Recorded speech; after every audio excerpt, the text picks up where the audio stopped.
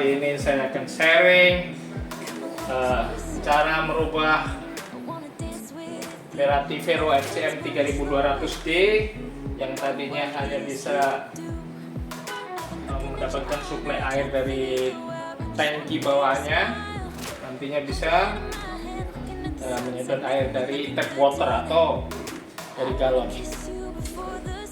Memang ada sedikit yang perlu dirubah di belakang, bodinya perlu dilubangin, cuman hasilnya bisa lebih rapi. Dan apabila kalian mesinnya sering dipakai, di coffee shop misalnya, atau baru belajar latte art, tentunya butuh setiap saat memerlukan air, akan sangat merepotkan sekali kalau harus selalu mengisi air yang kosong di sini. Oke, kita coba bongkar belakangnya sambil saya jelaskan bagaimana caranya. Oke, jadi ini bagian belakangnya mesin kopi. Kita buat lubang, saya buat lubang dua ini. Jadi satu untuk selangnya di bagian sini, kemudian ini untuk kabel keluarnya sensor ya. Jadi pakai konektor, apa ini namanya, nanti saya sebutkan di deskripsi ya. Konektor pin 4 sebenarnya butuhnya, tapi saya pakai 5, nggak masalah. Jadi semua rapi nanti. Ini pada saat pindah-pindah mesin juga tinggal ditancepin, di skru seperti ini, dikencangkan. Jadi sangat rapi, seperti bawaannya mesin sendiri. Cuman dengan modif saya ini tangki air tidak bisa diangkat lagi ya, karena di dalamnya bagian belakang sini saya pasang sensor yang kalau ditarik ke atas bakal ngenain ini ganjal ini ya. Kenapa tidak saya bikin lubang di bagian ini ya? Ini kan materialnya lebih lunak, bukan logam. Karena kalau saya taruh lubang dua ini di atas bakal jelek nanti ya, tidak rapi, nanti kabelnya jadi kelihatan menjuntai-juntai dari atas. Nah, sementara ruang yang tersedia ada di sini, jadi lebih bagus saya pasang saya bikin lubangnya di sebelah ini. Kemudian ini adalah rangkaian untuk ini ya, controller sensornya sama pompa untuk menyedot air dari galon di bawah. Nah, ini di bawah ini adalah galon air yang di depan, kemudian yang di belakang adalah galon untuk pembuangan dari bawah mesin ini. Jadi setelah saya modif seperti ini, saya tidak perlu repot lagi untuk mau meriksa apakah tangkinya mau habis atau masih banyak. Kemudian kalau habis langsung otomatis menyedot dari bawah. Jadi saya nggak perlu was-was takut boilernya pecah karena panas tapi tidak ada isinya ya. Sangat praktis sekali. Ini akan saya buka ya belakangnya untuk memperlihatkan kepada teman-teman bagaimana saya memasang sensornya di dalam. Jadi yang perlu dibuka adalah ini ada 3 skrup di bawah ini, harus dibuka. Baru ini bisa dilepas. Nanti baru kelihatan cara memasang sensornya seperti apa.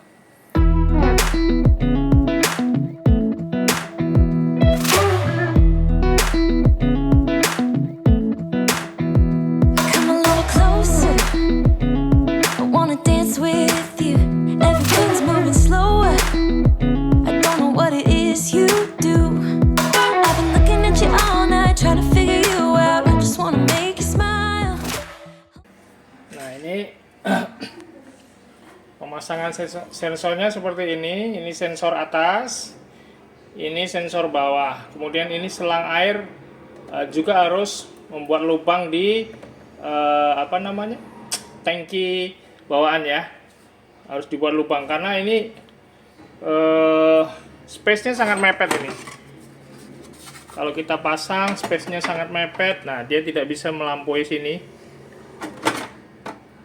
Tidak bisa melampaui sini tanpa membuat tutupnya agak terjungkit seperti ini. Jadi terpaksa memang harus dilubangin biar semua rapi seperti bawaan. Nah, kemudian soket tadi yang saya bilang 5 pin itu untuk sinyal-sinyal dari sensor ya, kabel-kabel sinyal dari sensor itu kita salurkan biar rapi dengan konektor 5 pin tadi. Nah, prinsipnya dua sensor ini yang dikontrol oleh ini apa? Yang dikontrol oleh controller sensor di situ, yaitu jika air sampai batas maksimal sini, terus dia mulai turun, nah sensor di atas nyala ini bahwa dia mendeteksi bahwa airnya berkurang. Tapi dia tidak akan mulai memompa sebelum airnya mencapai batas bawah. Jadi setelah airnya melewati batas bawah, baru sensor yang kedua nyala, dia baru akan men-trigger kontrol itu untuk memerintahkan pompa untuk mulai memompa. Jadi air akan terpompa, nanti sampai di batas sensor atas dia akan berhenti otomatis. Jadi sangat memudahkan kita, aman ya. Jadi kalau airnya berkurang dia memompa sendiri. Kemudian kalau airnya sudah sampai batas maksimal atau sampai batas di mana kalian memasang sensor atas ini, dia akan berhenti sendiri. Jadi sangat aman untuk perangkat di dalam mesin pompa kita. Oh iya, satu lagi kelebihan sensor model seperti ini, yaitu sensornya kan dipasang di luar ya, dia mendeteksi level air dari luar tangkinya, jadi tidak masuk ke dalam tangkinya. Artinya apa? Model sensor seperti ini lebih aman ya untuk ini kan air untuk diminum. Kalau ada benda asing masuk, walaupun dia terbuat dari plastik atau logam, bisa jadi suatu saat logamnya berkarat atau ada pengotor-pengotor lain, tentunya bisa mengurangi kebersihan daripada air yang akan kita minum. Sementara ini kalau sensor ini kan dia tidak langsung kontak ke dalam airnya ya, dia cuma membaca dari luar dari luar tangki. Jadi itu kelebihannya, salah satu kenapa saya memilih sensor yang model seperti ini ya. Nanti di deskripsi akan saya jelaskan semua alat-alatnya, sensornya jenisnya apa, cara memasangnya.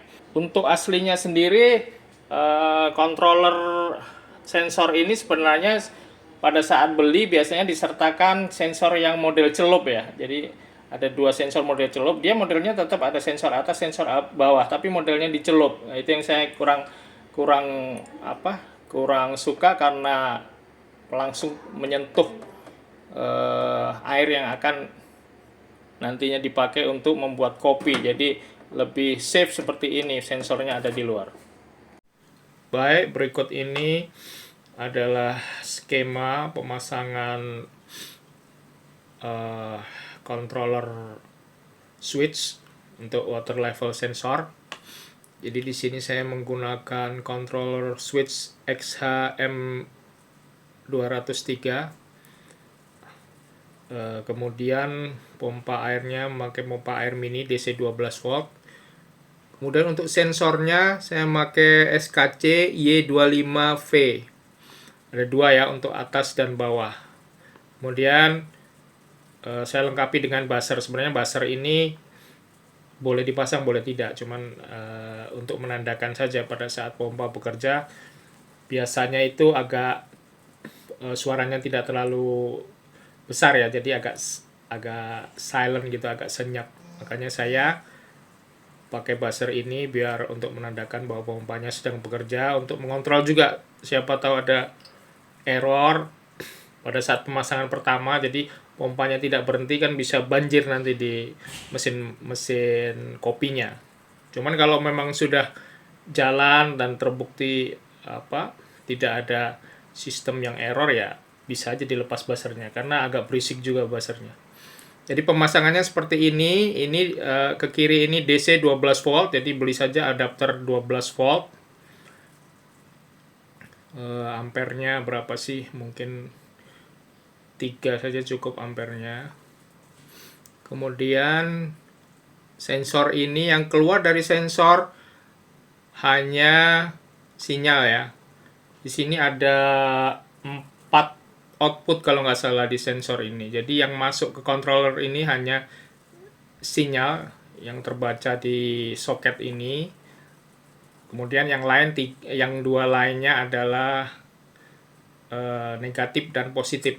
Kemudian untuk positif dan negatifnya bisa dijadikan satu. Makanya dari dalam dari dalam mesin yang saya perlihatkan tadi ada soket 5 pin, itu sebenarnya cuma butuh 4 ya.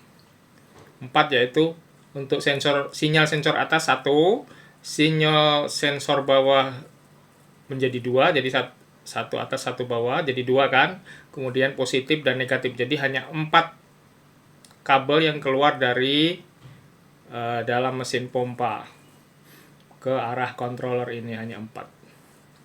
Jadi yang dibutuhkan adalah soket model seperti ini, namanya adalah soket CB 4 pin, tapi cari yang ukuran kecil ya. Yang saya pakai adalah ukuran 12 mm, jadi nanti ngelubanginya di mesin pompa tidak terlalu besar. Kemudian untuk lubang satunya, yaitu untuk selang airnya, kita memerlukan yang namanya grommet, yaitu pelindung lubang dari karet ya.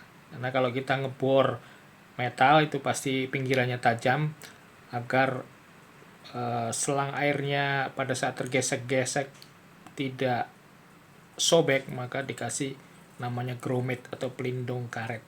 Seperti ini bentuknya. Untuk ukuran grommet saya memakai yang diameter dalamnya 12 mili, karena saya memakai selang air yang diameter luarnya 12 mili. Itu tidak terlalu besar, tergantung kebutuhan, tapi saya memakai itu agar disesuaikan juga dengan soket satunya tadi ya. Soket untuk elektrikalnya kan saya memakai soket ukuran 12 mili, jadi biar sama saya memakai selang juga yang 12 mili, jadi melubanginya sama besarnya, kerapiannya sama. Baiklah, akan saya coba nyalakan pompanya.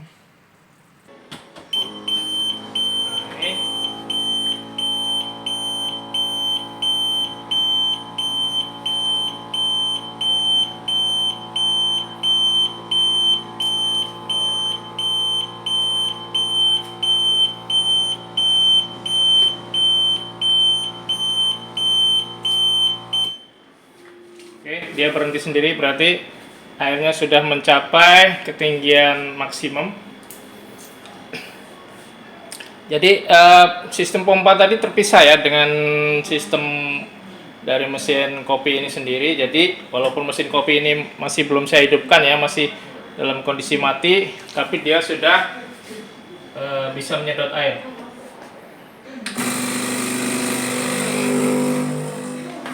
Jadi saya sangat senang dengan modifikasi yang saya bikin ini, karena tidak merepotkan untuk mengisi isi air. Kemudian dari segi desain dia juga tidak berubah, tidak kelihatan ada sesuatu kabel selang-selang tambahan atau kabel yang kelihatan, karena semuanya rapi di belakang, jadi ringkas dan rapi. Dan yang jelas mesin kopinya masih terlihat cantik seperti sebelumnya. Kemudian keunggulan lainnya menurut saya adalah mesin kopi ini jadi naik satu level lagi, seperti saudaranya yang lebih mahal, yang bisa mengambil air dari tap water dengan kemampuan yang sama dan harga yang lebih murah, sekitar 2 atau 3 juta. Begitu, sekian penjelasan modifikasi mesin kopi Vero FCM 3200D menjadi bisa menyedot air secara otomatis dari galon. Sekian, terima kasih. Semoga bermanfaat.